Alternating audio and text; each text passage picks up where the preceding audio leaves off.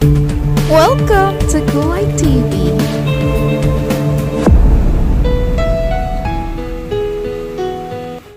Sa isang tahimik at simpleng barangay sa probinsya, nakilala si Inday bilang isang masipag, maaasahan at may mabuting kalooban na dalaga. Isang hapon, habang pauwi si Inday mula sa palengke dala ang ilang gulay na binili, napansin niya ang isang matandang lalaki na hirap itulak ang kanyang kariton pataas sa matarik na daan. Nakita niya kung paano nanginginig ang mga kamay nito habang pilit niyang isinulong ang mabigat na kariton na puno ng kalakal. Lumapit agad si Inday nang walang pag-aalinlangan. "Lolo, mukhang mabigat po ang dala ninyo. Tulungan ko na po kayo." Alok niya nang may ngiti. Tumingin ang matanda sa kanya, halatang pagod na pagod. "Iha, wag na. Kaya ko pa naman ito. Kahit mabagal, baka mahirapan ka pa." "Hindi po, Lolo. Mas mabilis po tayo makakarating kung dalawa tayong tutulak. Saan po bang punta nyo?" Tanong ni Inday habang inaayos ang bitbit niyang mga gulay sa kanyang bayong. "Sa may tuktok lang, Iha. Doon sa may tambakan." Sagot ng matanda habang pinapahiran ang pawis sa kanyang noo. Ngumiti si Inday at tumayo sa tabi ng kariton. "Sige po, tara na. Sama-sama nating abutin ang tuktok." Biro niya sabay tawa na nagdala ng konting saya sa pagod na mukha ng matanda. Sa pag-akyat ng tuktok habang magkasamang nagtutulak ng kariton, nagkwento ang matanda tungkol sa kanyang buhay. "Alam mo, Iha, nung bata pa ako, malakas pa ako. Ang bilis kong itulak ang ganitong kariton.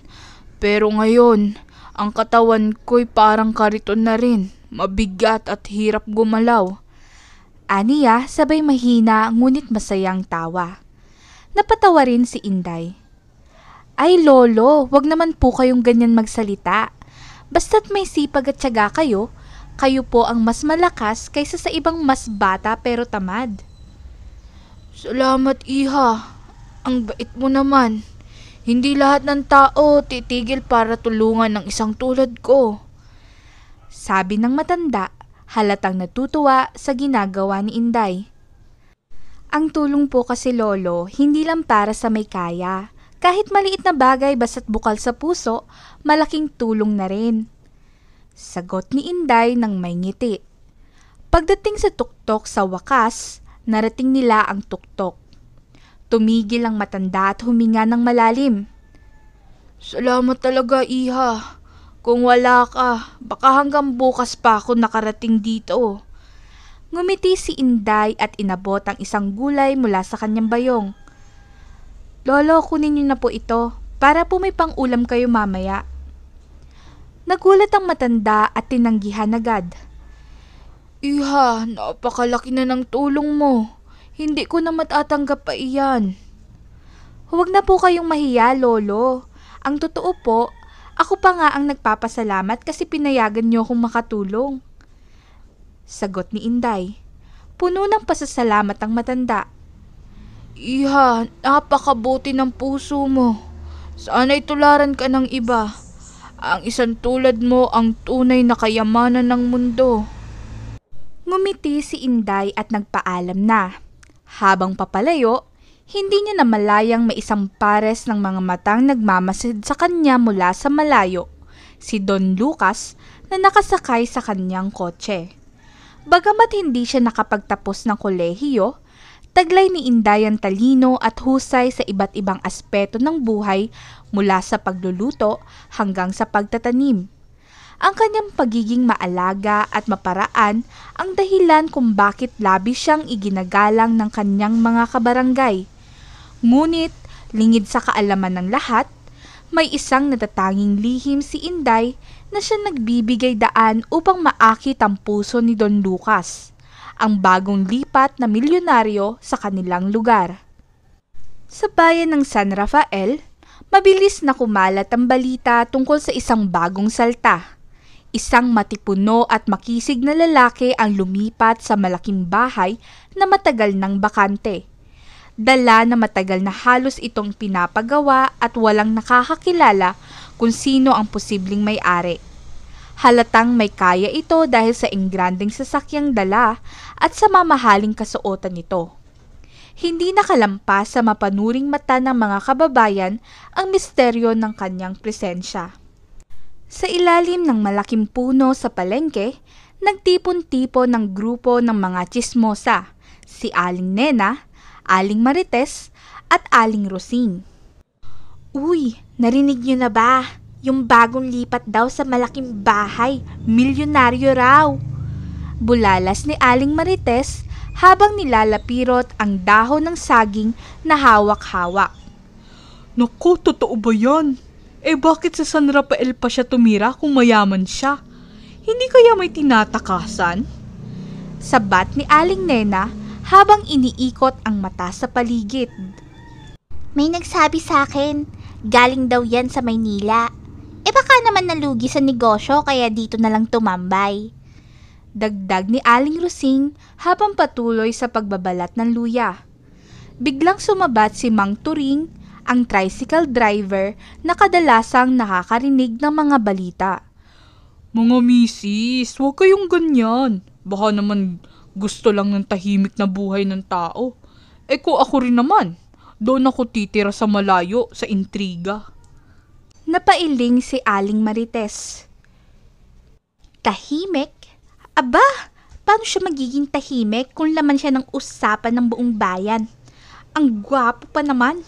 Kung single yan, nako, tiyak pipilahan ng dalaga dito. Samantala, sa karinderya naman ni Aling Bebang, nagpatuloy ang usapan tungkol sa lalaki.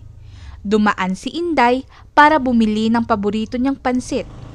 Habang naghihintay, hindi niya maiwasang marinig ang kwentuhan ng ibang parokyano. Sabi ni Totoy, may nakita raw siyang mga kahon ng mamahaling alak na ibinababa sa bahay ng bagong lipat. Sabi ni Mang Karding. Aba, baka smuggler. Sigaw ni Aling Bebang na halos malaglag ang sandok na hawak. Napailing si Inday. Grabe naman po ang mga haka-haka nyo. Hindi ba pwedeng gusto lang niyang mamuhay ng simple dito? Napatingin ang lahat kay Inday. Ano ba naman kasi ang misteryo niya? Ang dami-dami niyang pera, tapos dito sa bayan natin tumira, Inday. Tanong ni Mang Karding. Baka naman po may dahilan siyang hindi natin alam. Hindi naman po lahat ng tao gustong pag-usapan. Sagot ni Inday nang may bahagyang irita sa tono ng boses. Kinagabihan, habang inaayos ni Inday ang mga halaman sa harap ng kanilang bahay, nadaanan siya ng misteryosong lalaki. Nakasuot ito ng simpleng polo, ngunit halatang mamahalin pa rin. Napatingin ito kay Inday at ngumiti ng magalang. Magandang gabi. Bati ng lalaki. Nagulat si Inday, ngunit agad siyang bumawi. Magandang gabi rin po. Pasensya na kung nakakaabala. Pero saan po ba dito ang pinakamalapit na tindahan? Tanong ng lalaki. Ituturo ko na po. Diretsuhin niyo lang po ang kalsadang ito, tapos kumanan sa pangalawang liko. Paliwanag ni Inday habang tinuturo ang direksyon. Maraming salamat. By the way, ako nga pala si Lucas. Bagong lipat lang ako rito. Pakilala ng lalaki sabay abot ng kamay. Ngumiti si Inday at tinanggap ang kamay nito. Ako po si Inday. Dito lang din po kami nakatira sa kabila. Umaga pa lamang ay abala na ang buong barangay sa pag-usisa sa malaking mansyong itinayo sa dulong bahagi ng kanilang bayan. Mabilis na kumalat ang balitang isa raw milyonaryo ang titira roon. Hindi nagtagal, dumating na ang convoy ng mga sasakyan at bumaba ang isang matipunong lalaki na si Don Lucas, kilalang matagumpay na negosyante sa Maynila. Ang haka-haka nila ay napalitan ng gulat noong ma-realize nila na totoong gwapo nga ito. Oo nga at kagabi pa dumating si Lucas at nakita na nito si Inday, Pero ngayong umaga ang opisyal na paglipat ni Lucas. Aba, ang gwapo pala niya. Bulong ni Aling Nena kay Inday habang nagtatahong sila. Oo nga po, pero mukhang masungit. Sagot ni Inday habang nagpapatuloy sa kanyang gawain. Lumipas sa mga araw, maraming taga-barangay ang nagkakandarapang magpakilala kay Don Lucas. Gayunpaman, nanatiling pribado ang lalaki, bihirang makipag-usap at laging abala sa kanyang mga negosyo. Mula nang dumating si Don Lucas sa bayan ng San Rafael, halos lahat ng residente ay nagkakandarapa para makilala siya. Bukod sa kanyang matipuno at maamong anyo, halatang may sinasabi sa buhay ang lalaki, mula sa kanyang marangyang bahay hanggang sa mga mamahaling sasakyan. Ngunit, sa kabila ng lahat, nanatiling misteryoso si Lucas. Sa sari-sari store ni Aling Marites, alam mo Turing, ilang beses na ako nag-abot ng libreng kakanin kay Don Lucas, pero hindi man lang ako nakapasok sa bahay niya. Reklamo ni Aling Marites habang nakikipag-usap kay Mang Turing, ang paboritong tsismoso ng bayan. Baka naman gusto niyang mapanatili ang pribado niyang buhay. Sagot ni Mang Turing habang nag-aayos ng kanyang tricycle. Pero sabi mo, napansin ba niya ang kakanin mo? Oo naman, pero salamat lang ang sagot niya. Napakasimple, pero aba, parang ang lalim ng iniisip niya. Parang ayaw niya makipag-usap na matagal. Sabi ni Aling Marites na halatang nagtatampo. Sa kapihan ng bayan, hindi lang si Aling Marites ang sumubok na makalapit kay Lucas. Pati si Aling Bebang, ang may-ari ng kapihan sa bayan, ay nagkaroon ng plano. Alam mo ba, ipinasadya ko pa ang pinakamalasa kong adobo para lang magdala ng pagkain sa bahay niya. Kwento ni Aling Bebang sa mga suki niya sa kapihan.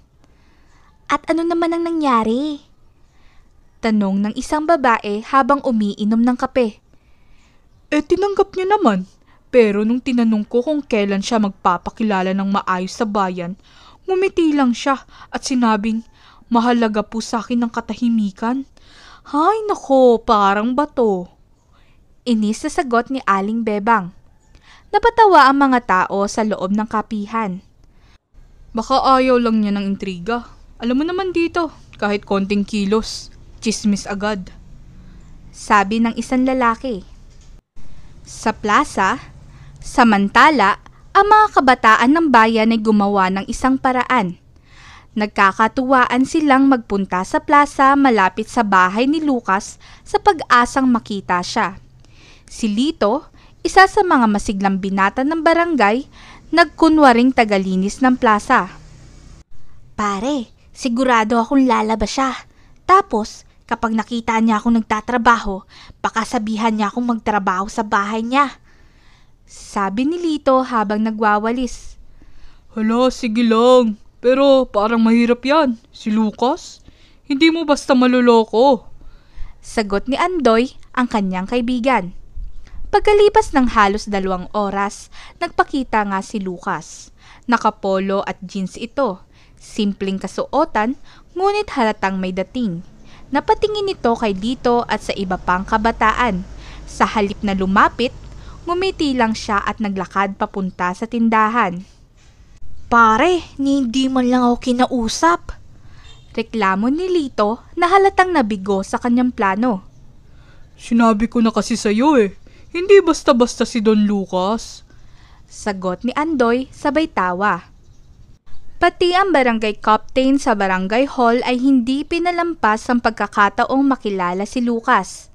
Isang gabi, nagdao siya ng salo-salo at inimbita ang mga piling residente kabilang si Lucas. Don Lucas, isang karangalan po na kayo ay naging bahagi ng aming barangay. Sana'y maging aktibo rin kayo sa mga programa namin dito. Sabi ng kapitan habang inaabot ang baso ng alak. Ngumiti si Lucas, ngunit nanatiling matipid ang sagot. Salamat po, Kapitan. Sa ngayon, mas gusto ko pong ito ng oras ko sa mga personal kong gawain.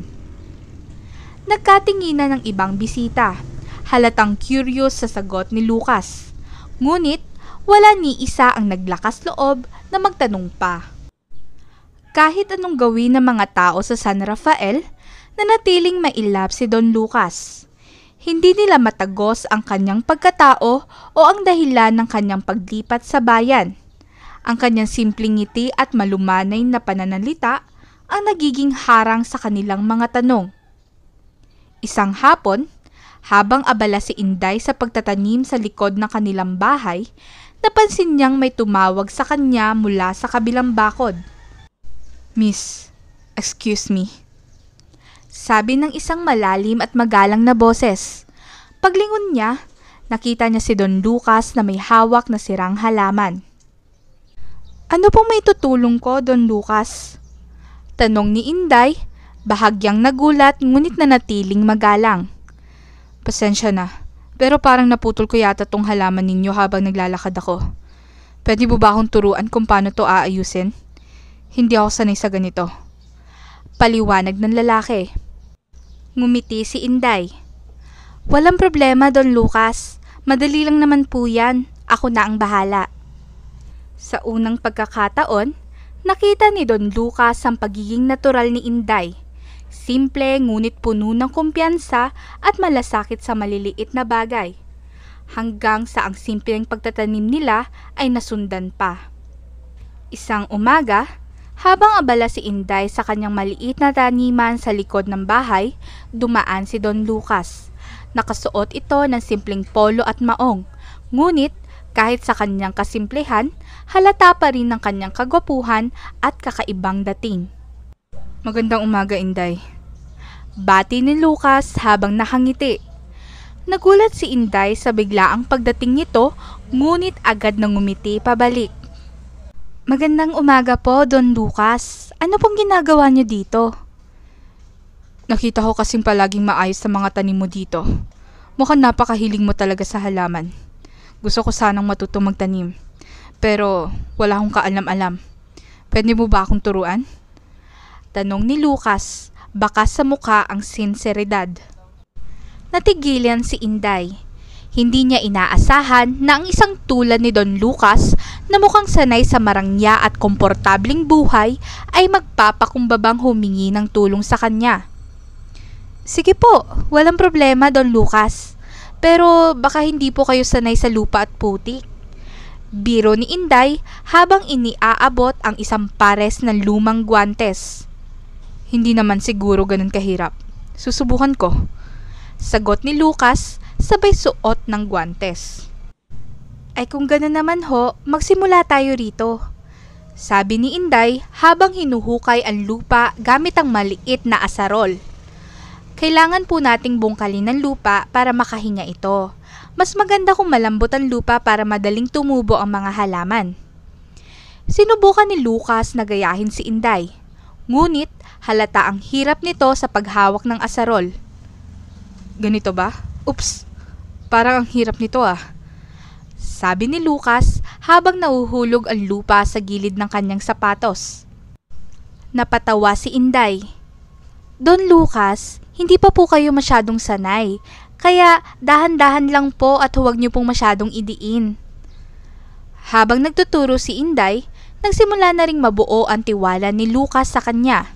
Natutunan niyang hawakan ng asarol ng tama at kalaunan ay nakasunod na sa itinuturo ni Inday.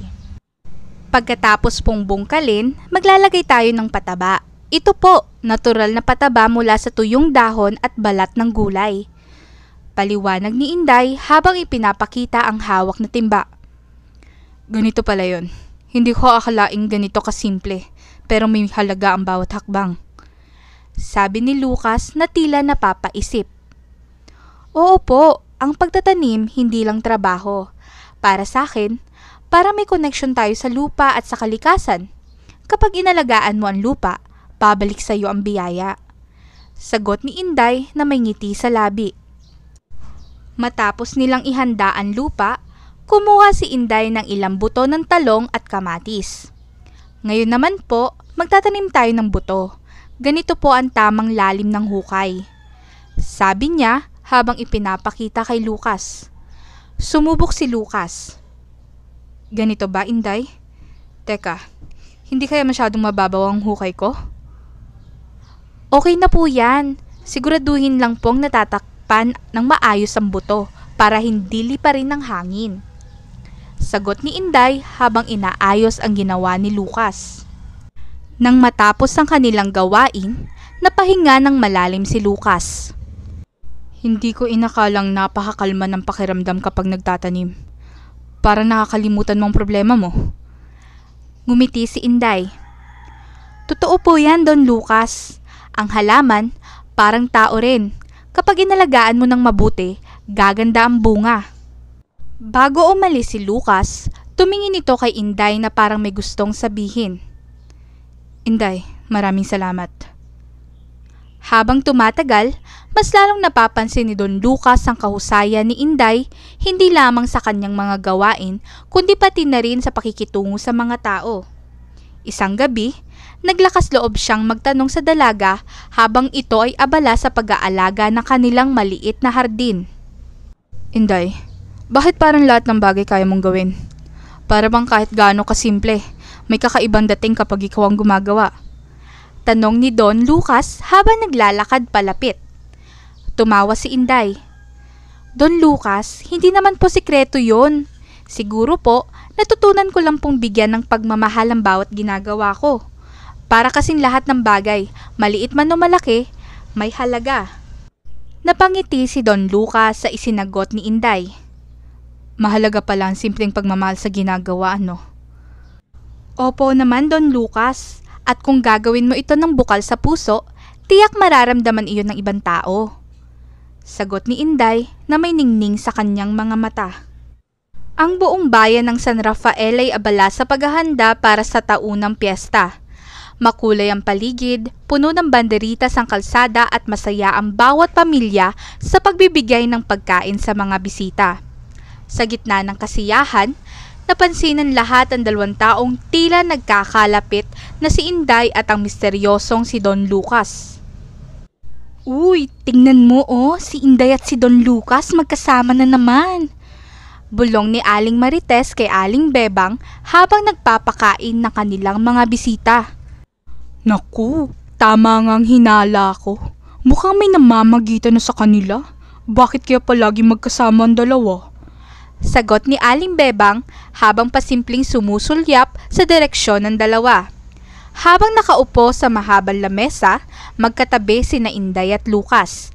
Hindi nila alintana ang mga matang nakatingin sa kanila habang abala sa pag-uusap. Ang saya naman ng piyesta dito. Hindi ko inakala na ganito kaingay at kasaya sa San Rafael. Sabi ni Lucas habang naglalagay ng piraso ng lechon sa kanyang pinggan. Ganito po talaga dito, Don Lucas. Pero hindi po ba ganito rin sa lugar niyo dati? Tanong ni Inday habang abala sa pagtikim ng kare-kare. Nako, hindi. Sa Maynila kasi, masyadong abala mga tao sa trabaho at gulo. Walang oras para sa ganitong kasiyahan. Kaya naman, sobrang na-appreciate ko ito. Sagot ni Lucas habang nakangiti kay Inday. Nako, kaya pala pinili niyo pong manirahan dito. Tahimik at mas simple ang buhay. Sabi ni Inday na tila nagiging mas komportable na kay Lucas. Tumango si Lucas. Oo, pero hindi lang yon. Sa totoo lang, mas natutunan ko ang halaga ng maliit na bagay mula sa'yo. Sobrang refreshing makausap ng isang tulad mo, Inday. Bahagyang namula si Inday at napayuko. Nako, Don Lucas, masyado niyo naman po akong pinupuri. Wala naman po akong espesyal na ginagawa. Pero sa totoo lang, Inday, ikaw ang nagtuturo sa akin na maging mas malapit sa simpleng pamumuhay. Ang saya mo kasing kasama, kaya siguro lagi ako napapadikit sa'yo. Sagot ni Lucas na may bahagyang ngiti. Samantala, hindi pinalampas ng mga tsismosa ang eksena. Tingnan mo nga sila, ang lapit nila sa isa't isa. Parang hindi na bagay ang Don Lucas sa tawag niya. Bulong ni Aling Nena. Siguro nga, may gusto na si Don Lucas kay Inday. Aba, jackpot si Inday kung totoo yan. Sabat ni Aling Marites na pilit pinipigilan ng kanyang excitement. Huwag mong sabihin baka naman maligaw si Don Lucas. Hindi kaya masyadong mataas ang pangarap ni Inday? Tanong ni Aling Bebang na tila nagdududa na rin. Paano kung seryoso? Mayaman si Don Lucas, pero hindi naman siya mukhang mapagmataas. Mukhang mahalaga sa kanya ang totoong tao, hindi lang pera. Sagot ni Aling Rosing habang humihigop ng sabaw ng sinigang. Pagkatapos ng kainan, naglakad sina Inday at Lucas patungo sa plaza kung saan may sayawan. Napansin ni Lucas na tila naiilang si Inday. Parang tahimik ka ngayon, Inday. May iniisip ka ba? Tanong ni Lucas habang naglalakad. Kasi po, parang ang dami pong nakatingin sa atin. Hindi niyo po ba napapansin? Tanong ni Inday na halatang naiilang. Napangiti si Lucas. Hayaan mo sila. Ang mahalaga, nag-e-enjoy ka sa piyesta. Hindi mo kailangang isipin ang sasabihin nila. Madali pong sabihin, pero dito sa bayan, konting kilos lang, tsismis agad. Sagot ni Inday habang pilit na iniiwasan ang tingin ng mga tao. Alam mo, Inday, hindi naman mahalaga ang sinasabi ng ibang tao. Ang importante, totoo tayo sa sarili natin. Kaya kung masaya ka nakasama ako, wala na silang karapatang pakialaman yan. Sagot ni Lucas na may bahagyang seryoso sa tono. Napatingin si Inday kay Lucas at bahagyang ngumiti. Salamat po, Don Lucas. Hindi ko po alam kung bakit napakagaan ng loob ko sa inyo. At ako naman, Inday, masaya dahil sa'yo. Alam mo, iba ka talaga. Sagot ni Lucas habang patuloy sila naglalakad. Kinabukasan, umaga pa lang ay lamanan ng tsismis sina Inday at Lucas. Sa sari-sari store ni Aling Marites, abala mga tao sa kwentuhan. Naku, parang ang sweet nila kagabi sa piyesta. Sabi ni Aling Bebang habang naglalagay ng suka sa kanyang bote. Oo nga, aba, parang ang laki ng tiwala ni Don Lucas kay Inday. Hindi kaya may relasyon na sila? Sabat ni Aling Nena. Ito naman si Nena, ang bilis mag-isip. Malay mo, magkaibigan lang talaga sila. Sagot ni Mang Turing na tila mas kalmado. Kahit na, dito sa bayan natin, hindi basta-basta nakikita ang Don Lucas na nakikipaglapit sa kahit sino. Tingin ko, espesyal talaga si Inday sa kanya. Dagdag ni Aling Marites. Sa gitna ng lahat ng usapan, nanatiling abala si Inday sa kanyang taniman. Pilit iwinawaksi ang mga naririnig. Ngunit sa puso niya, hindi niya maitatangging masaya siya sa presensya ni Lucas, kahit pa napapansin na iyon ng buong bayan. Pagkalipas ng ilang araw mula sa piyesta, nagulat si Inday nang makatanggap siya ng paanyaya mula kay Lucas. Inday, maaari ka bang pumunta sa bahay mamaya? Gusto kong ipakita sa iyo ang isang bagay. Formal na sabi ni Lucas nang makita niya si Inday sa kanilang pamilihan. Sa mansyon niyo po? Tanong ni Inday, medyo nagulat. Hindi niya inaasahang aanyayahan siya sa bahay nito, lalo pat napakalaki at napakamisteryoso ng mansyon. Oo, huwag ka mag-alala. Gusto ko lang talagang makuha ang opinyon mo. Sagot ni Lucas na tila nagpipigil ng ngiti. Bagamat nag-aalangan, pumayag si Inday. Hindi rin niya maikakaila ang kasabikang makita ang loob ng bahay ni Lucas. Pagkarating ni Inday sa mansyon, sinalubong siya ni Lucas sa pintuan. Naka-casual lamang ito. Suot ang isang simpleng asul na polo at slacks, ngunit para kay Inday, tila mas gwapo ito sa kanyang kasimplihan. Salamat at pumunta ka, Inday. Halika, pasok ka. Bati ni Lucas habang binubuksan ang pinto. Pagpasok ni Inday, napahanga siya sa loob ng mansyon. Malinis, elegante at tahimik ang lugar. Ang bawat sulok ay puno ng magarang muebles at painting sa tila may kwento. Ang ganda naman po dito, Don Lucas. Sabi ni Inday habang umiikot ang tingin. Lucas na lang, Inday. Hindi na kailangan formal. Sagot ni Lucas na may bahagyang ngiti. Sige po, Lucas. Medyo nahihiya, ngunit napapangiti rin si Inday. Dinala ni Lucas si Inday sa likod ng bahay, kung saan matatanaw ang isang maliit ngunit maganda at maayos na hardin. Dito ko sinubukan ng mga itinuro mo sa akin sa pagtatanim. Simple pa lang, pero gusto kong marinig ang opinyon mo. Sabi ni Lucas habang ipinapakita ang ilang tanim na kamatis, talong at ampalaya. Totoo po? Kayo ang nagtanim nito? Tanong ni Inday na tila hindi makapaniwala. Oh, syempre. Hindi kasing galing ng taniman mo, pero natutuwa akong may tumubo. Sagot ni Lucas habang pinagmamasdan ng mga tanim. Maganda po ang ginawa nyo, Lucas. Nakakatuwa pong makita na may nagbunga sa mga tinanim nyo. Sabi ni Inday habang hinahaplos ang dahon ng isang kamatis. Kung hindi dahil sa'yo, hindi ko magagawa ito. Sagot ni Lucas. Tumitig ito kay Inday at sa sandaling iyon, tila nag-iba ang hangin sa pagitan nila. Inday, simula ni Lucas na tila seryoso. Gusto kong magpasalamat sa lahat ng ginawa mo para sa akin. Alam mo, sa tagal ko nandito, ikaw lang taong naging totoo sa akin. Hindi kagaya ng iba. Medyo namula si Inday. Nako, Lucas, masyado nyo naman po akong pinupuri. Ginagawa ko lang po ang kaya kong itulong. Higit pa doon ang ginagawa mo, Inday. Natutunan ko ang magtiwala ulit dahil sa'yo. Napaka-espesyal mo. Sagot ni Lucas na ngayon ay mas lumapit kay Inday. Halos magkalapit na ang kanilang muka. Tila nawala ang kanilang paligid at tanging sila lamang ang naroroon. Hindi na malaya ni Inday na napapikit siya ng bahagya at bago niya pa mapigilan ang sarili, nagdampi ang kanilang mga labi. Sandali lang ang halik, ngunit dama nila ang init at sinseridad nito. Pareho silang natahimik pagkatapos tila nagulat sa nangyari. Pasensya na, Inday. Bulong ni Lucas. Hindi ko mapigilan. Hindi ko inaasahan. Pero matagal ko nang nararamdaman to. Napalunok si Inday at bahagyang napaatras. Ngunit hindi niya maikakaila ang kilig na nararamdaman.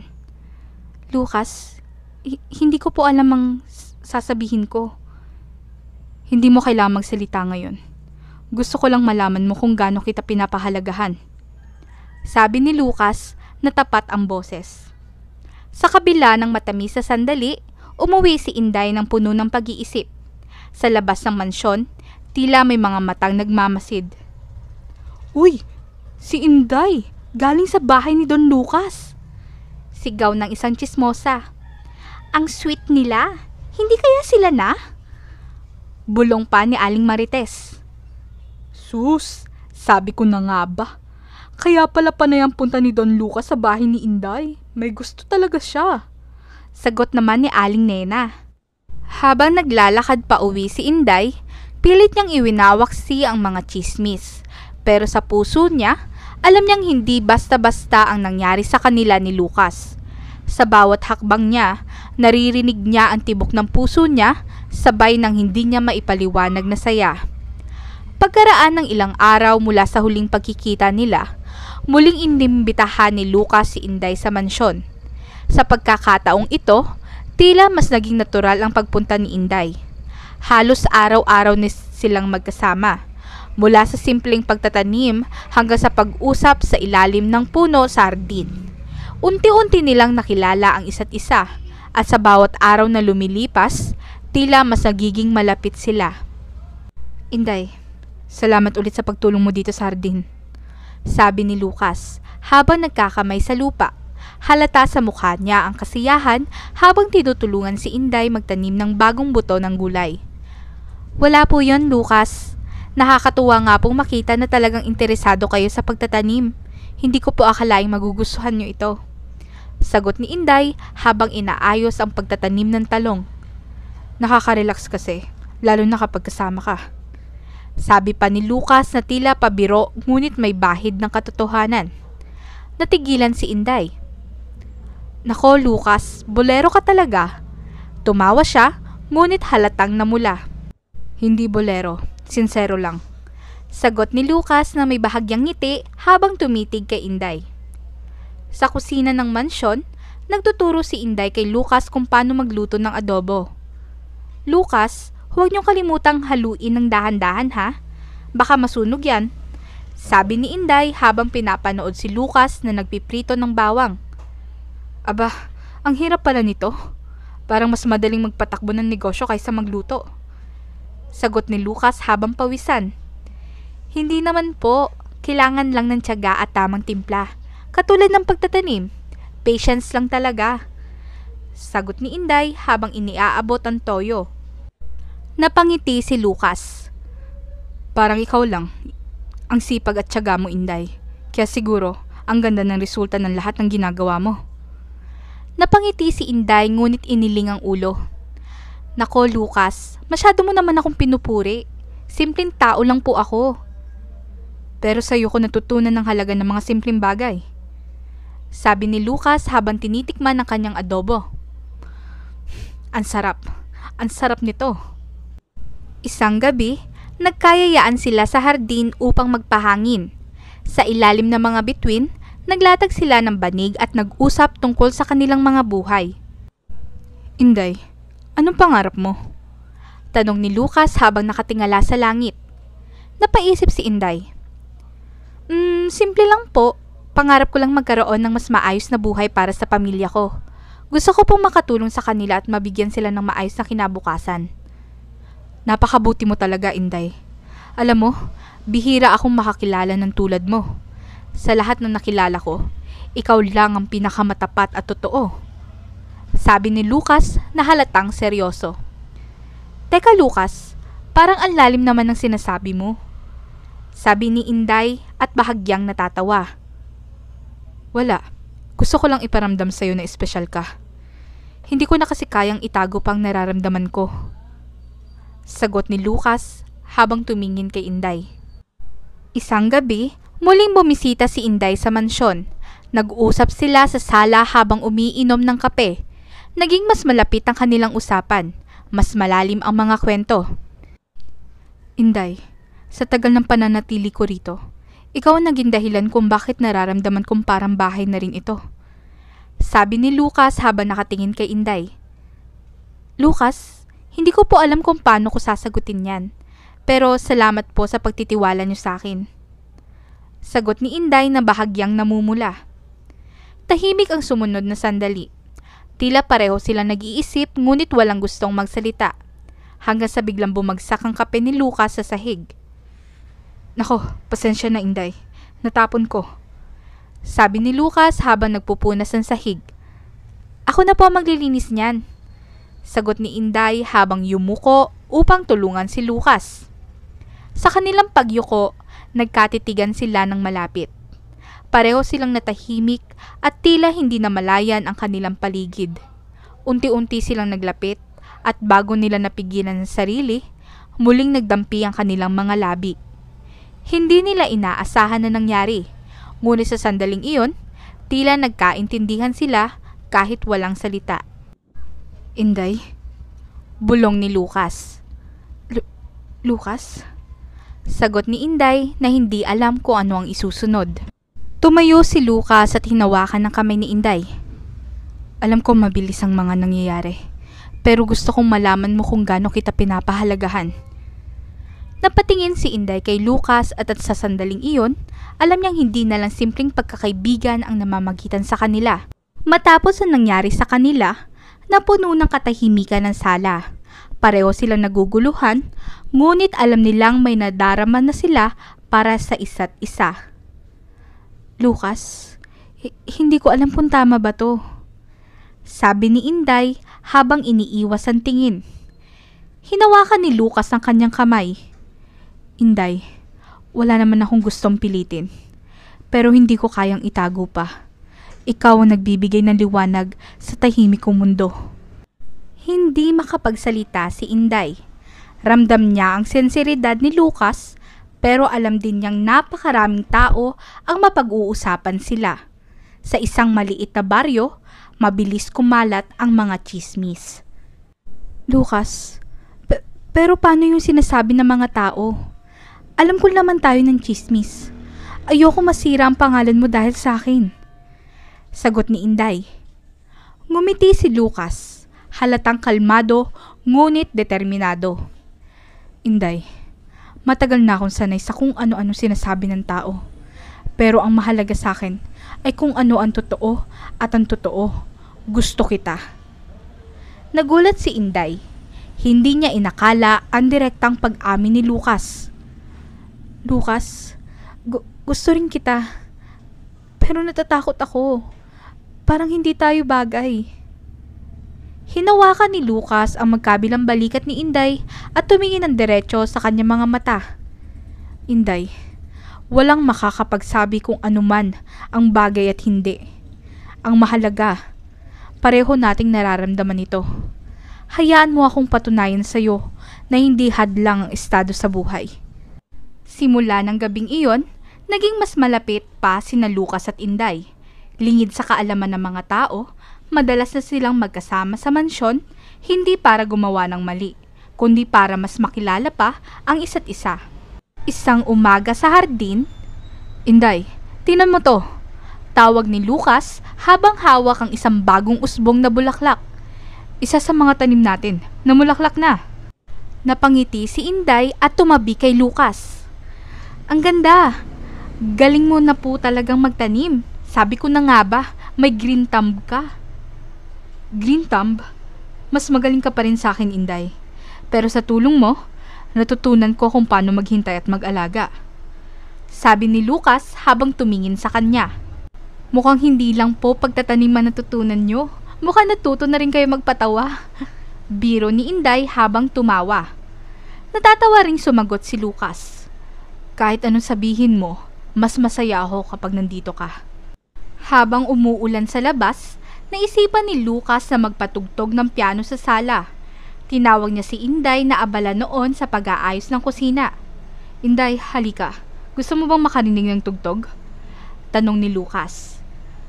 Marunong ka pong tumugtog? Aba, mukhang marami pa akong hindi alam tungkol sa'yo. Sagot ni Inday habang naupo sa tabi niya. Sinimulan ni Lucas ang isang malumanay na pyesa. Habang tumutugtog, hindi maiwasang mapatitig ni Inday sa kanya. Ang galing mo pala, Lucas. Ang dami mong talento. Sabi ni Inday. Sa totoo lang, ikaw ang inspirasyon ko. Ngayon lang ako ulit tumugtog simula nang dumating ka sa buhay ko. Sagot ni Lucas ng deretsahan. Natigilan si Inday. Hindi niya akalain kung gaano siya kahalaga kay Lucas. Lucas, hindi ko alam kung anong ginawa ko para maging karapat-dapat ako sa ganito.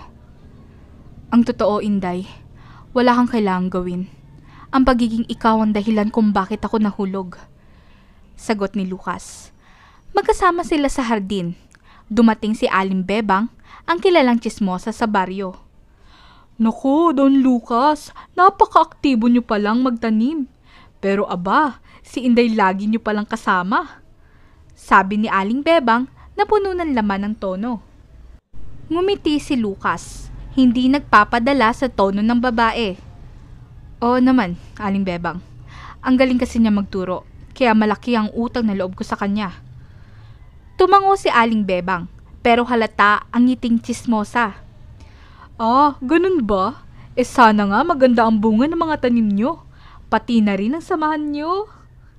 Pagkaalis ni Aling Bebang, natatawang napailing si Lucas. Mukhang may bago na naman siyang ichichismis sa baryo. Pasensya na, Lucas. Siguro dapat umiwas na muna ako rito. Ayoko mas lalo pang madami ang pangalan mo. Sabi ni Inday na halatang nag-aalala. Hindi, Inday. Hayaan mo sila. Ang mahalaga, alam natin ang totoo. Sagot ni Lucas na muling hinawakan ng kanyang kamay. Kinagabihan, habang nasa sala, hindi maiwasang mag-usap ang dalawa tungkol sa kanilang hinaharap. Inday, minsan iniisip ko, paano kung malaman ng lahat? Hindi ba sila magiging mas brutal sa chismis? Tanong ni Lucas. Siguro nga, Lucas.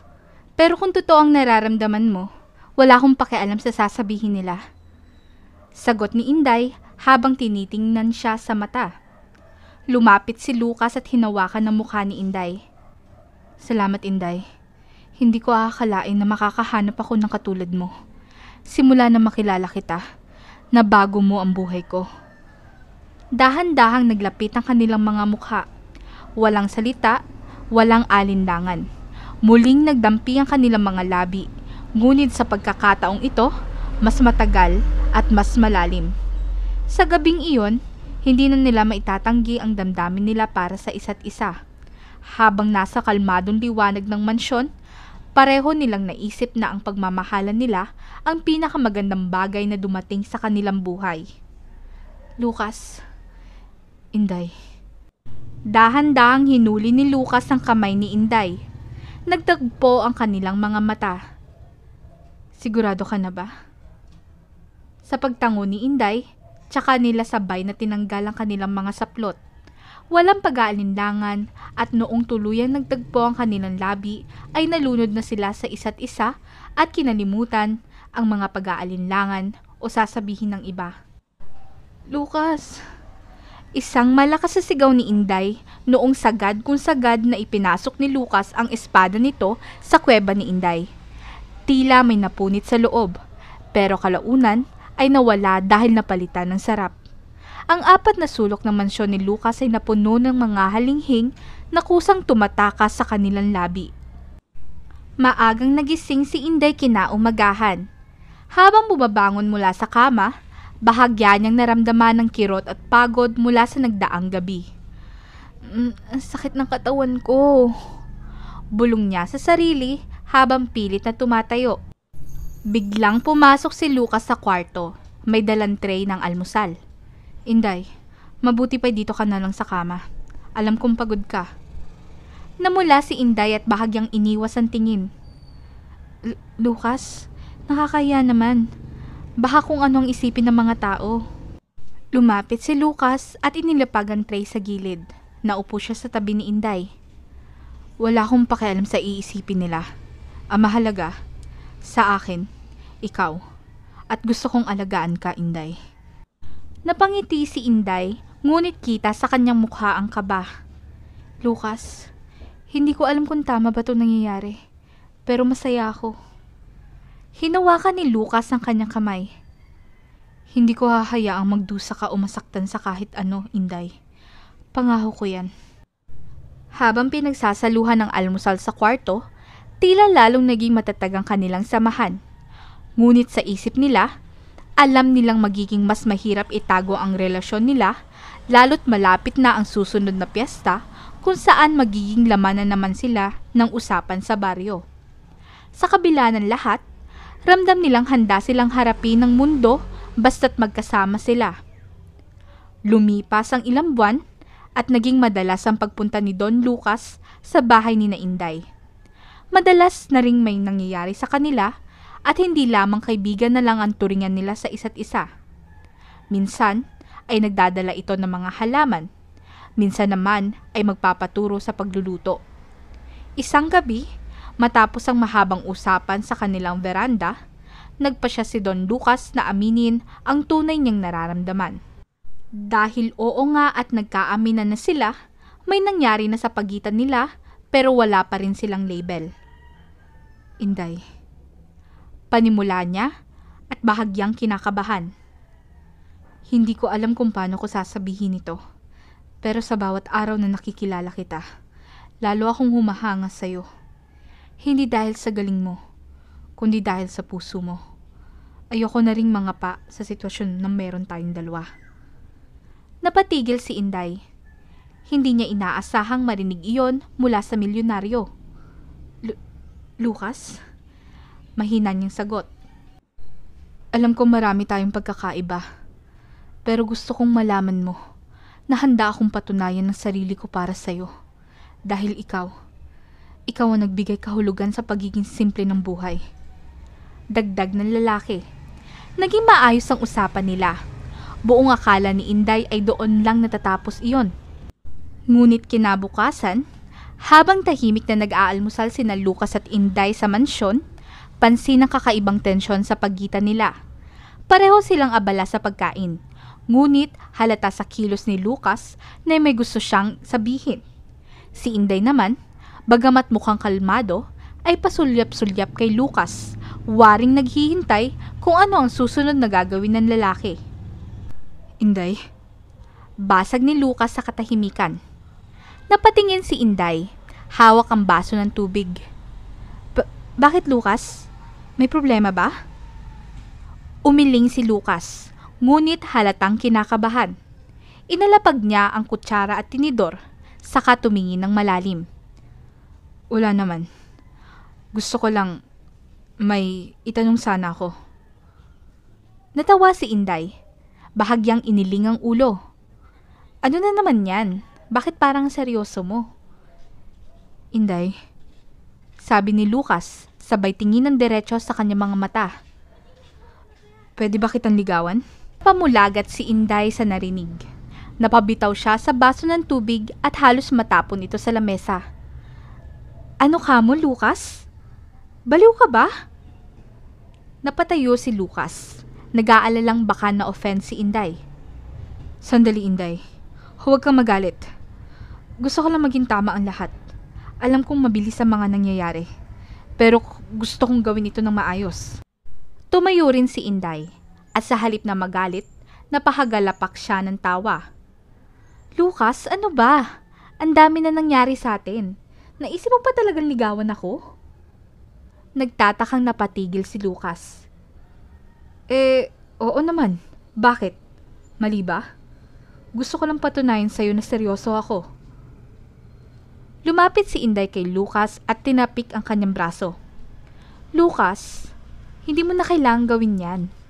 Ang totoo, sinasagot na kita. Nanlaki ang mata ni Lucas. Hindi makapaniwala sa sinabi ni Inday. Totoo? Talaga, Inday? Oo, Lucas. Sagot ni Inday na may ngiti sa kanyang mga labi. Baliw ka ba? Pagkatapos ng lahat na nangyari kagabi, gusto mo pang ligawan ako? Hindi ba't sapat na ang pinagsamahan natin para malaman mong mahal din kita? Biglang napangiti ng malaki si Lucas. Tila isang bata na nakatanggap ng pinakamatamis na regalo. Inday, ibig sabihin nito, tayo na? Tumango si Inday. Bahagyang namumula, ngunit bakas ang kasiyahan. Oo, Lucas, tayo na. Dahil sa tuwa, hinawakan ni Lucas sa magkabilang kamay ni Inday at tila hindi napigilan ng sarili. Inday, hindi mo alam kung gaano mo ako pinasaya. Pangako, gagawin ko ang lahat para maparamdam sa'yo kung gaano kita kamahal. Napatawa si Inday at bahagyang tinapik ang balikat ni Lucas. Sige nga, Lucas, patunayan mo yan. Pero tandaan mo, hindi porket tayo na, papabayaan na kita sa hardin. Marami pa tayong kailangang gawin doon. Basta't kasama kita. Kahit magtanim tayo ng buong araw, walang problema sa akin. Sagot ni Lucas na puno ng kasiyahan. Mula sa araw na iyon, opisyal nang naging magkasintahan sina Lucas at Inday. Ang kanilang pagmamahalan ay mas naging matibay. Hindi dahil sa chismis ng mga tao, kundi dahil sa sinseridad ng kanilang damdamin para sa isa't isa. Nagsimula na ngang magbago ang kanilang araw-araw na buhay bilang magkasintahan. Hindi na nila kailangan magtago pa at unti-unti, nagiging natural na sa kanila ang magkasama sa lahat ng bagay, maging sa pagtatanim, paglilibang at sa mga simpleng usapan sa ilalim ng puno. Isang hapon, habang nagtatanim ng mga bagong halaman si Inday sa hardin, dumaan si Lucas at hindi napigilan ang paghanga sa kanyang ginagawa. Inday, tawag ni Lucas. Tumayo ito sa tabi ng hawlan ng mga ibon. Ang galing mo talaga magtanim. Alam ko, hindi lang sa halaman, pati na rin sa puso ko. Nag-init ang mga pisngi ni Inday, pero hindi siya tumigil sa pagtatrabaho. Hay nako Lucas, baka magkakasalanan na tayo sa mga tanim na yan kung hindi tayo mag-focus. Puro ka nalang biro. Ngumiti si Lucas at nilapitan siya. Gusto ko lang iparamdam sa'yo na hindi lang kita iniisip kapag magkasama tayo. Kahit ang mga simpleng bagay, mahalaga sa akin, lalo na't ikaw ang kasama ko. Habang nagtatanim, nagpatuloy ang kanilang pag-uusap. Inday, hindi ko alam kung paano ko ipapakita ang pagmamahal ko sa'yo. Pero sisikapin kong maging magaling na partner. Sana, Matutulungan din kita na magtagumpay sa mga pangarap mo. Nagpahinga sandali si Inday at tumingin kay Lucas. Seryoso. Lucas, ang pinakamahalaga sa akin ay hindi ang material na bagay o ang magarbong buhay. Ang importante, magkasama tayo at nagsusuportahan. Gusto ko ring matulungan kang magtagumpay sa mga pangarap mo. Sumunod na araw, habang naglalakad sila sa dalampasigan, huminto si Lucas at tumingin kay Inday. Inday, alam mo ba na simula na magkasama tayo, ang dami ko nang natutunan? Hindi lang sa trabaho, kundi pati na rin sa sarili ko. Salamat sa pagtanggap mo sa akin ng walang kondisyon. Inalis ni Inday ang mga alon na humaplos sa kanyang mukha at saka ngumiti. Lucas, hindi kita pinili dahil sa kung ano ang meron ka. Pinili kita dahil sa kung ano ka bilang tao. Wala na akong hahanapin pa. Habang tumatagal, unti-unti nilang nalamang mas maraming tao na ang nakakaalam ng kanilang relasyon. Hindi maiwasang maging paksa sila ng tsismis sa baryo, pero sa bawat usap-usapan, mas lalong tumibay ang samahan nila. Isang araw, habang nagsasalo-salo ang buong baryo sa piyesta, napansin nilang nakatambay si Aling Bebang malapit sa kanila. Inday! Lucas! Sabi ni Aling Bebang ng malakas, sabay tingin sa kanila. Basta't kayo ay magkakasama, hindi ko nahahanapin pa kung anong klase ng relasyon yan. Ang mahalaga, nagmamahalan kayo at mukhang may magandang kinabukasan. Nagngitian si Inday at Lucas at tahimik nilang tinanggap ang mga komento. Hindi na nila inintindi ang mga hindi nila maiwasang pag-uusapan. Dahil alam nilang ang pagmamahal nila ay higit pa sa anumang opinyon ng iba. Isang gabi, habang magkasama sila sa ilalim ng mga bituin, nang tanungin ni Lucas si Inday. Inday, kung magkakaroon tayo ng pagkakataong magsimula ulit, kung babalik tayo sa araw na hindi pa tayo magkasama, pipiliin mo ba akong makasama? Napaisip si Inday saglit. Lucas, hindi ko alam kung anong mangyayari sa atin sa hinaharap. Pero kung ang tanong mo ay kung pipiliin kita, hindi ko na kailangan mag-isip. Pipiliin kita pa ulit-ulit. Sumulyap si Lucas kay Inday at ngumiti. Inday, marami pa tayong kailangang pagdaanan. Pero salamat sa pagtanggap sa lahat ng aspeto na maging ang mga pagkakamali ko. Sa bawat araw na magkasama tayo, mas alam kong ikaw ang tamang tao para sa akin. Ikaw din, Lucas. Sagot ni Inday habang tinitingnan siya sa mata. Ang buhay ay puno ng pagsubok. Pero kung ikaw ang kasama ko, sigurado akong malalagpasan natin ang lahat. Habang nag-uusap, dahan-dahan silang naglapit at nagdampi ang kanilang mga labi sa isang simpleng halik. Isang paalala na walang alinlangan sa kanilang puso at walang hadlang sa pagmamahal nila. Bagamat nagdaan sa maraming hamon, hindi natapos sa pag-amin ang kwento ni Inday at Don Lucas. Unti-unti nilang pinatunayan na ang pagmamahal ay hindi nakasalalay sa yaman o estado, kundi sa pagkakaunawaan at pagpapahalaga sa bawat isa. Matapos ang ilang buwan ng pagiging magkasintahan, naramdaman ni Lucas na ang mga araw na magkasama sila ay puno ng pag-asa at pagmamahal. Alam niyang handa na siya para sa susunod na hakbang, ang pag-propose kay Inday. Isang umaga, habang naglalakad sila sa dalampasigan, pinili ni Lucas ang pagkakataong ito upang ipahayag ang kanyang nararamdaman. Ang araw ay tila sumisikat ng mas maliwanag sa kanilang paligid, at ang hangin ay banayad na dumadampi sa kanilang balat. Inday, tawag ni Lucas. Huminto ito sa gitna ng buhanginan at tiningnan siya ng seryoso. Nagtaka si Inday at humarap kay Lucas. Bakit, Lucas? May sasabihin ka ba? Ngumiti si Lucas, ngunit halata ang kaba sa kanyang mata. Oo, may gusto akong itanong sa'yo. Alam mo, mula nang dumating ka sa buhay ko, lahat ng bagay ay nagbago. Natutunan ko maging mas masaya. Natutunan ko rin magpatawad at magmahal ng buo. Kaya, gusto ko sanang tanungin ka, Inday. Sumama sa takot si Inday, Ngunit naramdaman niya ang puso ni Lucas na naglalaman ng isang napakahalagang tanong. Inday, handa ka na bang makasama ako magpakailanman? Pwede ba kitang pakasalan? Sa mga salitang iyon, ang mundo ni Inday ay tila tumigil. Ang puso niya ay mabilis na tumibok at hindi niya napigilang ngumiti. Tumango siya ng maluwag at sumagot. Oo, Lucas.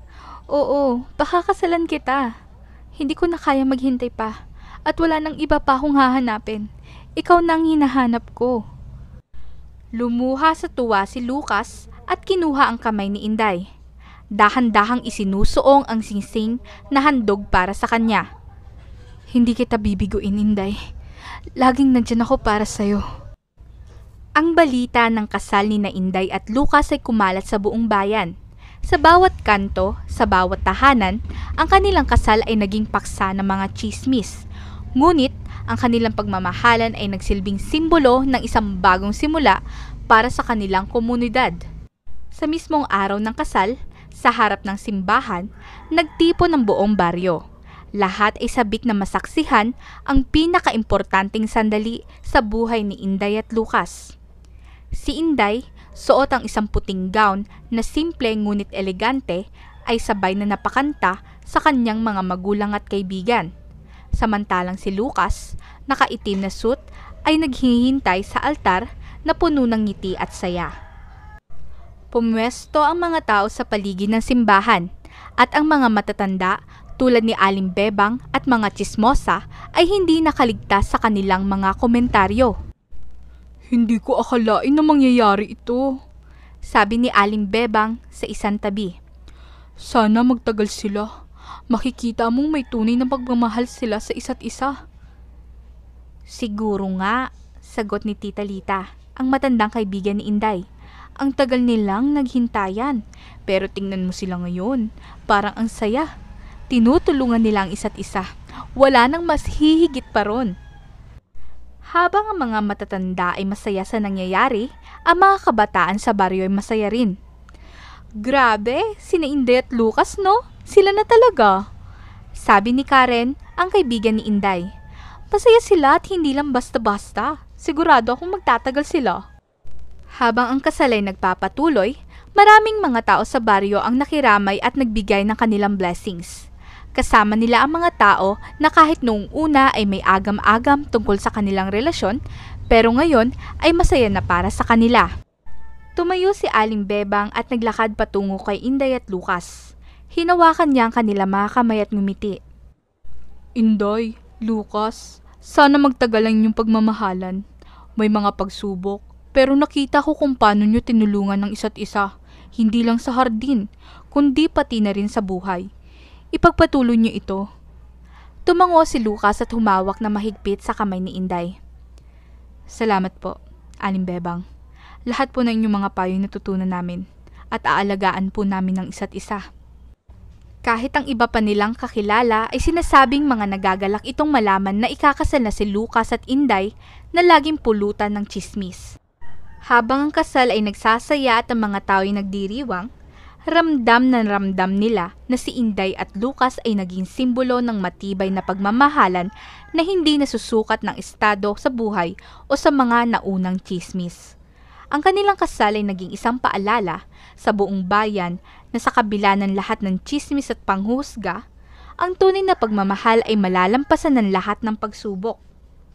At ang lihim ni Inday, wala nang iba kundi ang kanyang simpleng puso, isang pusong marunong magmahal at magbigay ng halaga sa bawat aspeto ng buhay. The end. This is Pen. Thank you for listening. Take care! Okay, such a lovely story. Naku, ang bait naman ni Inday, no? Oh my, she deserves it. Thank you all for listening. I hope you like it.